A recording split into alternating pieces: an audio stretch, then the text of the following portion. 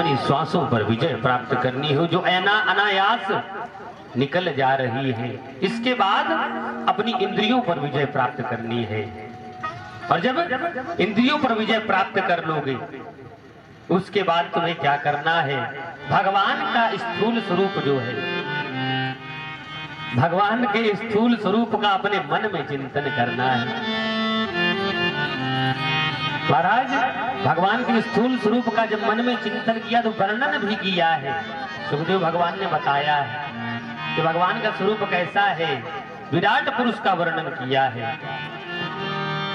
पाताल में तस्य पाद मूलम, पाताल में तस्य ही पाद मूलम। भगवान नारायण जो विराट पुरुष है, उनके जो पैर का तालू है, यही पाताल लोक है। और उसके ऊपर का जो भाग है, पठन्ति पार्श्वी प्रपदे रसातलम, वही रसातल लोक है। महाराज, महातलम विश्र सृजोत गुलको, जो भगवान के पैरों में जो गांठें हैं, यही महातल लोक है। क्या बताया है? जो भगवान की जंघाएं हैं, यही पृथ्वी लोक भूलोक है। नभस्थलम नाभि शिरो गणंती, भगवान की जो नाभि है, यही नभलोक है। तपोरराटिम विदुरादि पुंसाः, भगवान का जो वक्षस्थल है, वही ज्योतिर्मंडल है। भगवान की जो ग्रीवा है, यही महर लोक है। ग्रीवार महार वदनम वही जनोस्य, जो विराट पुरुष की जो ग्रीवा है, वही महर लोक है। जो ये तपलोक है, भगवान के भौहों के बीच का भाग, तपोरराटिम विदुरादि पुंसा, इसके ऊपर यहाँ वर्षत लोक है। जो भगवान के हाथ में रोम है, यही वृक्ष है, पेड़ पौधे हैं। जो नाड़ियां हैं, यही गंगा आदि नदियां हैं। जो भगवान के शरीर में हड्डियां हैं, यही पर्वत है। नीचे का होठ लोभ है, ऊपर का होठ लज्जा है। भगवान की जो मुस्कान है, यही माया है। दाहिना स्तन धर्म है। भगवान की जो पीठ है, यही अधर्म है। सब कुछ भगवान में है। इतने श्लोकों को गोस्वामी जी ने रामचरितमानस में एक चौपाई लिखी है। महाराज, बड़ी सुंदर बात है। सिय राम मैं सब जग जानी, सिय राम मैं सब जग जानी, सिय राम मैं सब जग जानी, राम मैं सब जग जानी, करहु प्रणाम जोड़ जोग पाई, करहु प्रणाम जोड़ जोग पाई।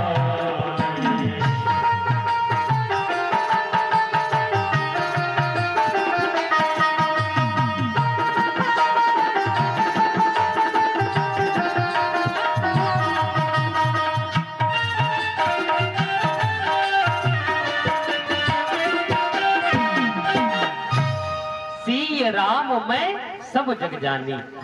भगवान इस संसार के कण कण में व्याप्त है। ऐसी कोई जगह नहीं, ऐसा कोई स्थान नहीं है जहां पर भगवान नहीं है। सुखदेव भगवान ने परीक्षित से कहा है क्या? तस्मात् सर्वात्मना राजन् हरिः सर्वत्र सर्वदा। भगवान हरि ही सर्वत्र सर्वदा, भगवान हर जगह पर है और सदैव है। हरि ही सर्वत्र सर्वदा। आप ये न विचार करें कभी कि भगवान हमें देख नहीं रहे। आप जो भी गलत काम करते हो, जो भी उल्टे सीधे काम आपके द्वारा किए जाते हैं, भगवान एक एक क्षण एक एक पल की रिपोर्ट है भगवान के पास। आप जो दिन में कर्म करते हैं, उनके प्रत्यक्ष दर्शक हैं।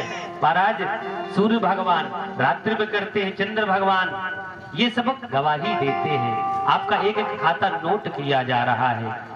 तो आप ये न मानो कि भगवान आपको देख नहीं रहे, वो आपको देख रहे हैं। और क्या कहा है सुखदेव भगवान ने कि उस जीव का जीवन बेकार है जिसने भगवान की कथा अपने इन कानों से न सुनी, भगवान की कथा को श्रवण कभी न किया, उसकी कान नहीं है। सुखदेव भगवान ने बताया है, बिलेर बतो रुक्रम विक्रमानी न सर्वतः कर्णपुटे नरस्य। उसकी ये कान के सब, उसे कान न समझो। बिले बतो रुक्रम विक्रमानी, ये सर्प के बिल जैसे हैं। जिसने भगवान का नाम अपने मुख से, अपनी वाणी से कभी उच्चारण न किया, तो उसकी ये जिह्वा कैसी है? जिह्वा सती दादुर के वसूत न चोप गाय त्युरुगाय गाथा। जिह्वा सती दादुर के वसूत, उसकी वो जीभ, दादुर माने मेढक को कहते हैं दादुर, उसकी वो जीभ नहीं है। तो दादुर जैसे जो मेढक बोलते हैं, जब बरसात होती है तालाब के किनारे देखो व्यर्थ में टर टर किया करते हैं, ऐसे ही जो भगवान का नाम, भगवान का संकीर्तन, भगवान का गुणानुवाद अपने जीभ से नहीं गाते, जो भगवान की कथा को अपने कानों से नहीं सुनते हैं, उसके कान वो सर्प के बिल के समान है। वो स्वामी जी ने रामचरितमानस में लिखा है क्या? जिन यह कथा सुनी नहीं काना, जिन यह कथा सुनी नहीं काना,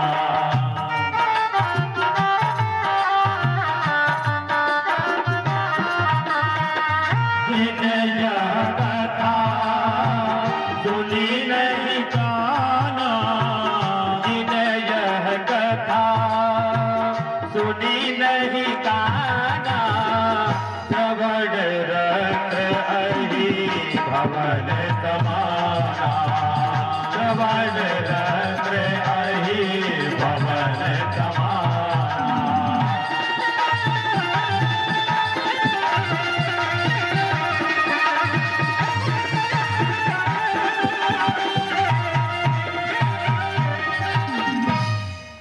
सुखदेव भगवान ने कहा है, जिसने भी भगवान के कथा के थोड़े से शब्द नहीं सुने, तो उसके वो कान सर्प के बिल के समान हैं। और एक बात कही है, जीव इस संसार में जो भी कर्म करता है वो किस लिए करता है? सुख प्राप्त होने के लिए। भागवत में लिखा है व्यास जी ने क्या? सुखाय कर्माणि करोति लोको न तये सुखम वान्यदुपारमं वा विन्देत भूयस्तत एव दुःखं यदत्र युक्तं भगवान् वदेन्न। सुखाय कर्माणि करोति लोको, इस संसार में जीव जो भी काम करता है सुख की इच्छा से करता है। चाहे आप सुंदर सा घर बना लो, वो भी इसीलिए होता है कि हमें सुख प्राप्त हो। 25 लाख की गाड़ी आप खरीद के ले आते हो, किस लिए होती है? सुख प्राप्ति के लिए। जो भी काम किया जाता है, विचार करके देख लो कि आपने जो भी काम किए हैं वो किस लिए किए हैं? केवल एकमात्र आकांक्षा होती है कि हमें सुख प्राप्त हो, लेकिन उससे सुख मिलता है? नहीं मिलता। क्या लिखा आगे की लाइन में? विन्देत भूय तत एव दुःखं यदत्र युक्तं भगवान् वदेन्न। विन्देत भूयस्तत एव दुःखम, उसके बदले दुख बढ़ जाता है। जैसे आपका अछल्ला में मकान है, सुंदर सा महल है, घर है, तो मन में आकांक्षा होती है कि कानपुर में भी हो जाता। कानपुर में हुआ तो मन में विचार आया कि बंबई में हो जाता। उसके बाद फैक्ट्री हो जाती, आकांक्षाएं बढ़ती जाती है, आवश्यकताएं बढ़ती जाती, कामनाएं बढ़ती जाती हैं। यही बात है, इसीलिए सुख प्राप्त नहीं होता है। क्यों? जितना प्राप्त हो जाता है उससे अधिक की लालसा होती है, उससे अधिक की कामना होती है। और जो कामनाएं हैं ये किसी के काम ना आए, ये किसी के काम नहीं आती है। महाराज तो ऐसे सुनाया है परीक्षित जी महाराज को। परीक्षित जी ने कहा कि प्रभु हमारे मन में बड़ी जिज्ञासा है कि इस सृष्टि का सृजन कैसे हुआ, विस्तार कैसे हुआ है, आप हमें ये कथा सुनाइए। सुखदेव भगवान ने कहा सुनो परीक्षित, जब प्रलय होता है तो सदैव का ये नियम है, इस संसार में जल ही जल होता है और उस जल में भगवान नारायण काल कर्म स्वभाव को ग्रहण करके वटवृक्ष के पत्ते पर दाहिने पैर का अंगूठा अपने मुख में रखे अनंत वर्षों तक उस जल पे तैरते रहते हैं। उन्हीं भगवान नारायण की नाभि से कमल का प्रादुर्भाव होता है। कमल से ब्रह्मा जी की उत्पत्ति हुई। ब्रह्मा जी ने देखा कि मैं कौन हूँ, कहाँ आया हूँ, तो कमल नाले में प्रवेश किया परंतु अंत नहीं ढूंढ पाए। तो थक कर उसी कमल की कर्णिका पर बैठकर विचार करने लगी। तो एक शब्द सुनाई पड़ा है कि ब्रह्मन तप करो। ब्रह्मा जी ने तपस्या की है, तपस्या पूर्ण हुई तो आकाशवाणी हुई, ब्रह्मन तुम्हें सृष्टि का विस्तार करना है। तो ब्रह्मा जी ने सृष्टि का विस्तार किया है। सबसे पहले महाराज लताएं द्रुम आदि को उत्पन्न किया, उसके बाद एक नाखून वाले जीवों को उत्पन्न किया है। एक नाखून वाले कौन? खच्चर, घोड़ा, जो जिनका एक नख होता है। उसके बाद 5 नाखून वाले जीवों को भागवत में लिखा है। कौन कौन है? स्वास्त्रगालो व्यकोव्राघ्रो मार्जारो सचिवल्लको सिंहा कपिल गजा कूर्मो गोधा च मकरादयः। स्वास्त्रगालो व्यकोव्राघ्रो महाराज कुत्ता, भेड़िया, सिंह आदि ऐसे जीवों को उत्पन्न किया जिनके 5 नाखून थे। नवी सृष्टि हुई है मनुष्य की, तो मनुष्यों की सृष्टि में महात्माओं को उत्पन्न हुआ। ये ब्रह्मा जी की मानसिक सृष्टि है। सबसे पहले 4 मानस पुत्रों को उत्पन्न किया है, सनक, सनंदन, सनातन, सनत कुमार जी को। और जैसे इनको उत्पन्न किया तो इनसे कहा तुम भी सृष्टि का विस्तार करो। सनकादिक महात्माओं ने कहा कि प्रभु हम आपकी माया से बचे रहना चाहते हैं, हम नहीं चाहते कि आपकी माया हम पे प्रभाव डाले, तो हम बालक ही बने रहें, बस हमारी यही कामना है। जैसे ये कहा है तो ब्रह्मा जी को क्रोध उत्पन्न हुआ है। और जैसे क्रोध हुआ तो एक क्रोध के देवता की उत्पत्ति हुई, रुद्र भगवान प्रकट हुए हैं। और रुद्र भगवान जैसे ही प्रकट हुए ब्रह्मा जी ने कहा तुम भी जाओ सृष्टि का विस्तार करो, तुम्हारे नाम होंगे महान, महिनस, ऋतध्वज, उग्रेता। तुम्हारी रुद्राणियां होंगी धी, उमा, उष्णा, अंबिका। महान महाराज तुम्हारे स्थान होंगे, मन, इंद्रिय, प्राण में निवास करोगे। रुद्र भगवान चले गए हैं। इसके बाद 10 पुत्रों को उत्पन्न किया है ब्रह्मा जी ने। कौन कौन से 10 पुत्र हैं? मरीचित्रंगिरसो कुलस्त्या कुलहा क्रतुः भृगुर्वसिष्ठो दक्षस्य दशमस्तत्र नारदः।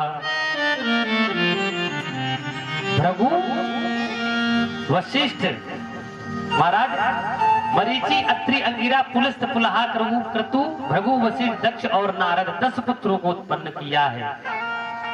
अब किसको कहां से उत्पन्न किया? नारद जी की उत्पत्ति गोद से हुई ब्रह्मा जी के। दक्षो अंगुष्ठात् स्वयं हुआ, ब्रह्मा जी के अंगूठे से दक्ष की उत्पत्ति हुई है। प्राणाद वशिष्ठा, प्राणों से वशिष्ठ जी महाराज को उत्पन्न किया है।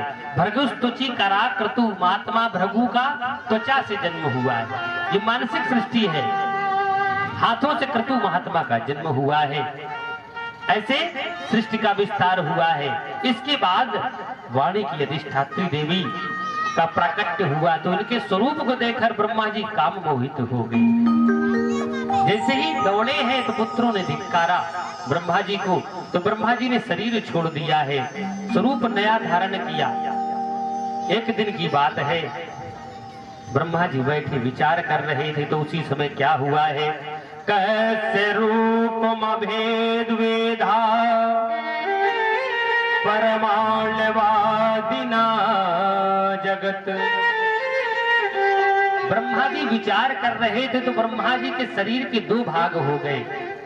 महाराज, दाहिने भाग से एक पुरुष उत्पन्न हुआ है, बाएं भाग से एक स्त्री उत्पन्न हुई है। इन्हीं का नाम पड़ा है, जो पुरुष हुए इनका नाम पड़ा है स्वयंभू मनु, और जो स्त्री हुई इन्हीं का नाम पड़ा है महारानी शतरूपा। फिर इन्हीं से सृष्टि का विस्तार हुआ है। जैसे ये उत्पन्न हुए हैं तो हाथ जोड़े खड़े हैं ब्रह्मा जी के सामने और हाथ जोड़कर कहा, पिताजी हमारे लिए क्या आदेश है। ब्रह्मा जी ने कहा कि तुम्हें भी सृष्टि का विस्तार करना है, जाओ सृष्टि का विस्तार करो। दोनों ने हाथ जोड़कर ब्रह्मा जी से कहा, प्रभु हम सृष्टि का विस्तार तो करें, लेकिन पृथ्वी तो है ही नहीं, पृथ्वी रसातल में है, हमारी प्रजा रहेगी कहां। तो उसी समय ब्रह्मा जी विचार करने लगे तो ब्रह्मा जी के नासा छिद्र से एक बारह शिशु का जन्म हुआ है और देखते ही देखते विशाल स्वरूप धारण किया है। वराह भगवान ने प्रवेश किया उस अगाध जलराशि में और पृथ्वी को खोज रहे हैं। पृथ्वी को खोजा है और अपनी दाढ़ों पे रख के चले हैं जैसे ही, तो उसी समय आदि दैत्य हिरण्याक्ष आ गया है। परीक्षित जी ने प्रश्न किया कि महाराज रुक जाओ, ये कौन है? आपने हिरण्याक्ष की कथा तो अभी तक सुनाई नहीं, ये कौन है, ये कहां से आ गया? तो उसी समय सुखदेव भगवान ने कहा, ये पूर्व जन्म की कथा है, ये भगवान के पार्षद थे जय और विजय, इन्हें अहंकार हो गया था कि हम भगवान के पार्षद हैं, और भगवान कहते कि अहंकार तो हम किसी का रहने ही नहीं देते, क्योंकि भगवान का भोजन ही अहंकार है। वो स्वामी जी ने रामचरितमानस में लिखा है क्या, और अंकुरे गर्भ तरु भारी,